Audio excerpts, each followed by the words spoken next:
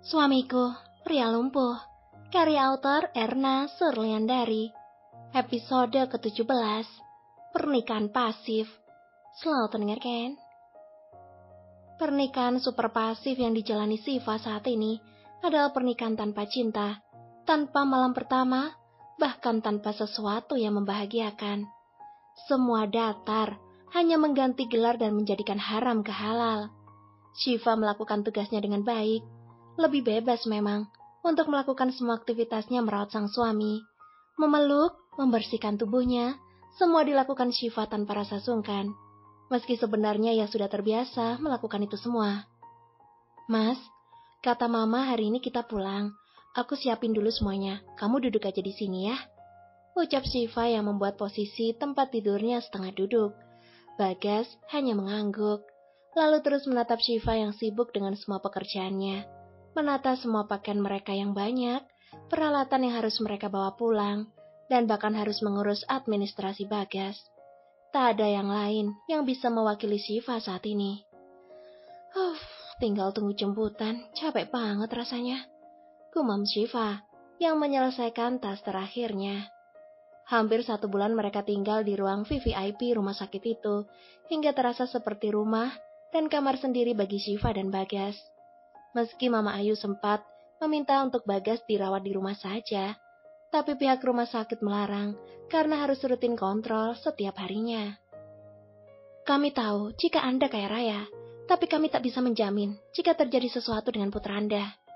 Dan hal itu juga dibenarkan oleh Shiva yang merawatnya, bahwa Bagas akan lebih mudah lelah dalam perjalanan dan akan sulit ketika melakukan pemeriksaan.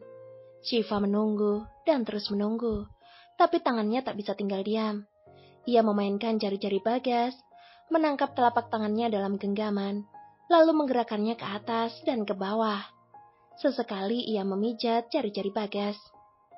"Kelihatannya kamu pekerja keras, jari-jari dan lenganmu berotot," ucap Shiva. Ia menghentikan kegiatannya setelah mendengar suara langkah kaki memasuki ruangan tersebut. Shiva sudah paham, karena sudah setiap hari mendengarnya. Bahkan aroma parfumnya pun sudah tercium dari kejauhan. Bau-bau ketegasan telah datang, ucapnya lirih. Shiva lalu merapikan pakaian suaminya agar semakin tampan dan sang mama melihatnya dengan bahagia. "Bagas, anak mama, sudah siap pulang nak?" tanya Mama Ayu, dan Bagas pun mengangguk dengan mengulurkan senyumnya. "Fah, semua udah diurus?" tanya sang mertua. "Udah mah, tinggal pulang aja lagi. Tapi belum Shiva naikin kursi roda, takut Mas Bagas kecapean duduk nanti." "Oke ya udah, ayo pulang. Mama sebentar lagi ada pertemuan. Tadi telat karena ngurusin kamar pengantin buat kalian."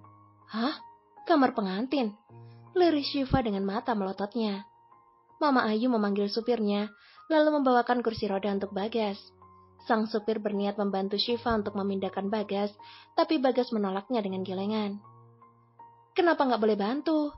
Berat tahu," omel Shiva, yang berusaha menurunkan Bagas dari tempat tidurnya. Shiva menghela napas lega ketika sukses menempatkan Bagas di kursi roda mewahnya itu. Bagas tampak tenang dan nyaman, sembari menyandarkan kepalanya di kursinya yang empuk. Mama Ayu berjalan paling depan. Shiva mendorong suaminya di belakang, dan barang mereka yang begitu banyak dibawa supir dan beberapa perawat pria yang membantunya. Mobil Toyota Alphard sudah menunggu di depan. Kembali lagi, Shiva harus memeluk dan mengangkat tubuh Bagas untuk masuk ke dalamnya. Terasa terbanting karena tubuh Shiva yang mungil, dengan tinggi 163 cm itu, harus terbebani dengan pria setinggi hampir 180 cm. Namun Shiva kuat, karena ia telah terlatih dengan beban yang lebih berat dari itu. Tinggal tunggu otot six-packku keluar kalau kayak gini," ucap Shiva ketika berhasil menaikkan Bagas di kursinya. Shiva lalu duduk di sebelah Bagas, di tengah berdua, sementara Mama Ayu duduk di depan di sebelah supirnya. Sepanjang perjalanan, karena semua rasa lelah yang ia rasakan, Shiva tertidur dengan pulas. Bahkan, ia tidur dengan bersandar pada tubuh Bagas dan menggenggam tangannya dengan erat. "Astaga, itu anak kenapa malah tidur begitu? Bagas keberatan? Biar Mama pindahin Shivanya ya nak?" tawar Mama Ayu, tapi Bagas menggelengkan kepalanya.